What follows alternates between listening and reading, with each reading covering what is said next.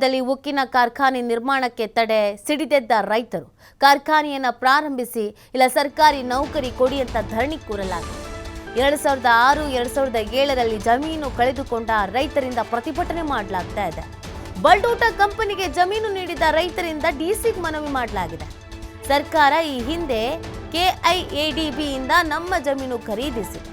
ಜಮೀನು ಕಳೆದುಕೊಂಡಾಗ ಕಾರ್ಖಾನೆ ಕಡೆಯವರಿಂದ ಉದ್ಯೋಗ ನೀಡಲಾಗುತ್ತೆ ಅನ್ನುವಂಥ ಭರವಸೆ ನೀಡಿದೆ. 18 ವರ್ಷಗಳ ನಂತರ ಕಾರ್ಖಾನೆ ಪ್ರಾರಂಭವಾಗ್ತಿರುವಾಗ ಸರ್ಕಾರನೇ ತಡೆ ಒಡ್ಡಿದೆ. ನಮಗೆ ರಾಜ್ಯ ಸರ್ಕಾರ ಅನ್ಯಾಯ ಮಾಡಿದೆ ಅಂತ ಅನ್ನದಾತರು ಆಕ್ರೋಶವನ್ನು ವ್ಯಕ್ತಪಡಿಸ್ತಾ ಇದ್ದಾರೆ. ನೋಡಿ, ಇಲ್ಲಿ 2 ಥರದ ಸಮಸ್ಯೆ ಇತ್ತು. ಕೆಲವು ರೈತರು ಬಿಲ್ಕುಲ್ ಇಲ್ಲಿ ಬೇಡ ಕಾರ್ಖಾನೆ ಅಂತ ಪಟ್ಟು ಹಿಡಿದು ಕೂತಿದ್ರು. ಇದರಿಂದ ನಮಗೆ ಸಾಕಷ್ಟು ರೀತಿಯಾದಂಥ ಸಮಸ್ಯೆ ಆಗುತ್ತೆ. ವಿಷ, ಅನಿಲ ಇದೆಲ್ಲದರಿಂದಲೂ ಕೂಡ ಆರೋಗ್ಯದ ಮೇಲೆ ಪರಿಣಾಮ ಬೀರುತ್ತೆ. ಇಲ್ಲಿ ಕಾರ್ಖಾನೆ ಬೇಡ, ಧೂಳಿನ ಮಯ ಆಗೋಗುತ್ತೆ, ಉಸಿರಾಡಕ್ಕೂ ನಮಗೆ ಸಮಸ್ಯೆ ಆಗುತ್ತೆ, ಚರ್ಮ ರೋಗ ಬರುತ್ತೆ ಅಂತ. ಹಾಗಾಗಿ ಅಲ್ಲಿನ ಸ್ಥಳೀಯ ಶಾಸಕರುಗಳು ಹಾಗೇನೆ ಜನಪ್ರತಿನಿಧಿಗಳು, ಅಲ್ಲಿನ ರೈತರು ಎಲ್ಲರೂ ಸಿಎಂರನ್ನ ಭೇಟಿಯಾಗಿ ಬಲ್ಡೋಟ ಕಂಪನಿಯ ಈ ಕಾರ್ಖಾನೆ ಇಲ್ಲಿ ಬೇಡ ಅಂತ ಕೇಳ್ಕೊಂಡಿದ್ರು. ಆದರೆ ಇನ್ನೊಂದು ಗುಂಪು ಏನು ಜಮೀನನ್ನು ಕೊಟ್ಟಿದ್ರು ಆ ರೈತರು, ಇರಲಿ ಇಲ್ಲಿ ಕಾರ್ಖಾನೆ ಬರಲಿ, ಇದರಿಂದ ನಮಗೆ ಉದ್ಯೋಗ ಸಿಗುತ್ತೆ ಅಂತ ಹೇಳ್ತಾ ಇದ್ರು. ಯಾರು ಅಂತಂದರೆ, ಈ ಕಂಪನಿ ಇಲ್ಲಿ ನಿರ್ಮಾಣ ಆಗತ್ತೆ, ಈ ಕಾರ್ಖಾನೆ ಇಲ್ಲಿ ನಿರ್ಮಾಣ ಆಗತ್ತೆ ಅಂತ ಜಾಗ ಕೊಟ್ಟಿದ್ರಲ್ಲ ಪಾಪ. ಈ ಜಾಗ ಕೊಟ್ಟವ್ರಿಗೆ ಭರವಸೆ ಕೊಟ್ಟಿದ್ರಂತೆ, ಆಗ ಮನೆಗೊಬ್ರಿಗೆ ಕೆಲಸ ಕೊಡ್ತೀವಿ ಅಂತ.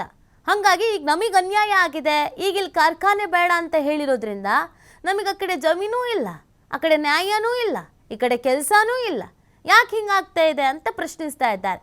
ನಮಗೊಂದು ವ್ಯವಸ್ಥೆ ಮಾಡಿಕೊಡಿ ಅಂತ ಕೇಳ್ಕೊಳ್ತಾ ಇದ್ದಾರೆ. ರೈತರಿಂದ ಡಿಸಿಗೆ ಮನವಿ ಪತ್ರವನ್ನು ಸಲ್ಲಿಕೆ ಮಾಡಲಾಗಿದೆ. ಸೊ ಸರ್ಕಾರ ಇವರಿಗೇನಾದರೂ ಒಂದು ಪರಿಹಾರ ಒದಗಿಸುತ್ತಾ, ನ್ಯಾಯ ಒದಗಿಸುತ್ತಾ ಅನ್ನೋದು ಪ್ರಶ್ನೆ.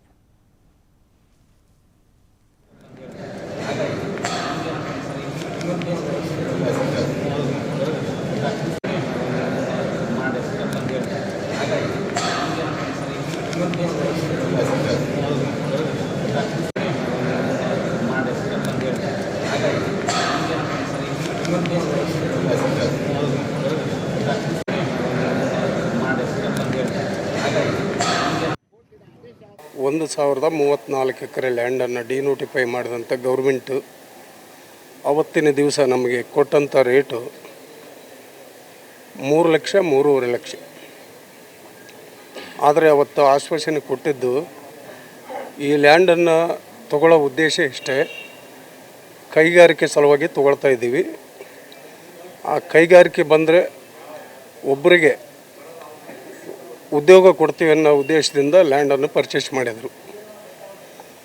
ಅದೇ ಆಸೆ ಇಟ್ಟುಕೊಂಡು ನಾವು 18 ವರ್ಷಗಳ ಕಾಲ ಅದೇ ಆಸೆ ಇಟ್ಟುಕೊಂಡು ಬದುಕ್ತಿದ್ದೀವಿ. ಆದರೆ ಇವತ್ತಿನ ದಿವಸ ಕಾರ್ಖಾನೆ ಸ್ಥಾಪನೆ ಮಾಡೋಕ್ಕೆ ಪರಿಸರ ಮಾಲಿನ್ಯದವರು ವಿರೋಧ ಮಾಡ್ತಾಯಿದ್ದಾರೆ. ಅದಕ್ಕೆ ನಮ್ಮ ವಿರೋಧ ಇಲ್ಲ. ನಮ್ಮ ಅಭಿಪ್ರಾಯ, ನಮ್ಮ ಬೇಡಿಕೆ ಏನಂದ್ರೆ, ಉದ್ಯೋಗ ಕೊಡ್ತೀವಿ ಅನ್ನೋ ಉದ್ದೇಶಕ್ಕೆ ನಾವು ಲ್ಯಾಂಡ್ ಕೊಟ್ಟಿದ್ದೀವಿ. ಆದರೆ ಇವತ್ತು ಅದಕ್ಕೆ ವಿರೋಧ ಆಗ್ತಾ ಇದೆ. ನಮ್ಮ ಉದ್ದೇಶ ನಮಗೆ ಉದ್ಯೋಗ ಕೊಡಬೇಕು. ಈ BSPL, MSPL ಏನು MSPL ಕಂಪ್ನಿಗೆ ಭೂಮಿಯನ್ನು ಕಳೆದುಕೊಂಡಂಥ ರೈತರು ಸುಮಾರು 2006-07ರಲ್ಲಿ ನಮ್ಮ ಭೂಮಿಯನ್ನು KIADB ಸರ್ಕಾರ ತೆಗೆದುಕೊಂಡಿರ್ತಕ್ಕಂಥದ್ದು, ಅಕ್ವಿಜಿಷನ್ ಮಾಡಿರ್ತಕ್ಕಂಥದ್ದು. ಸರಿ, ನೇರವಾಗಿ ಒಂದೇ ಒಂದು ಸಲ ನಮಗೆ ಸರ್ಕಾರದವರು KIADB ನೋಟಿಸನ್ನು ಕಳಿಸಿ ನಮ್ಮ ಭೂಮಿಯನ್ನು ಭೂಸ್ವಾಧೀನ ಪಡಿಸ್ಕೊಂಡ್ರು ಅವತ್ತು 2006ರಲ್ಲಿ. ಅಂದಿನಿಂದ ಇಂದಿನವರೆಗೆ ಅದು ಕೋರ್ಟ್ನಲ್ಲಿ ಇತ್ತು, ವ್ಯಾಜ್ಯ ಇತ್ತು. ಇವಾಗ ಅದು ವ್ಯಾಜ್ಯ ಮುಗಿದಿದೆ, ಸುಪ್ರೀಂ ಕೋರ್ಟ್ನಲ್ಲಿ ಸರ್ಕಾರದ KIADB ಪರ ಆಗಿರ್ತಕ್ಕಂಥದ್ದು. ಅದಾದ ನಂತರ ಇವಾಗ ಅಲ್ಲಿ ವರ್ಕ್ ಪ್ರಾರಂಭವಾಗಿದೆ. ನಾವು ಅವತ್ತಿನ ದಿವಸ ಭರವಸೆಯನ್ನು ಇಟ್ಟುಕೊಂಡು ನಾವು ಭೂಮಿಯನ್ನು ಕೊಟ್ಟಿದ್ವಿ.